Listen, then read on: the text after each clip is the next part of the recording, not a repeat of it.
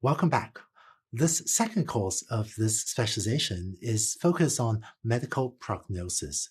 Prognosis is a branch of medicine that specializes in predicting the future health of patients. For example, given a patient's lab results, can you estimate their risk of having a heart attack over the next 5 years or the risk of dying over the next 10 years? In this course, you also get to practice building decision trees and random forests using structured data.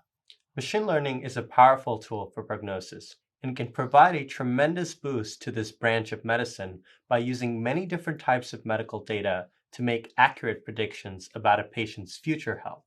In this first week, you learn what is prognosis, and we'll see multiple examples of prognostic tasks, including a few examples where prognosis using risk calculations is part of routine clinical practice. In the second week, you will build machine learning models with decision trees.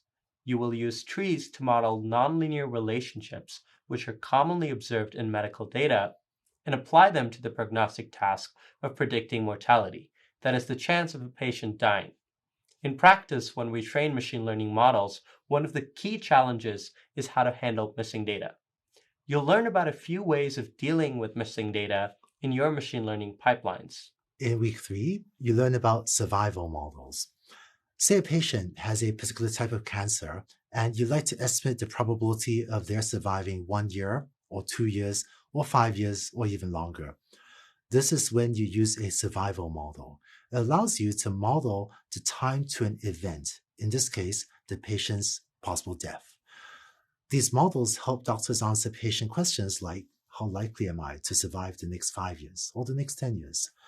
Survival models are also used to model the time from treatment to recurrence. So questions like, how likely am I to get a recurrence of this cancer in 1 year or in 2 years? In week 4, you will learn about strategies to build and evaluate survival models that allow you to compare the risks of individual patients. You will learn about two such models, the Cox proportional hazards model and survival trees. Finally, you'll learn about a way to evaluate the prediction performance of the survival prediction models that you build.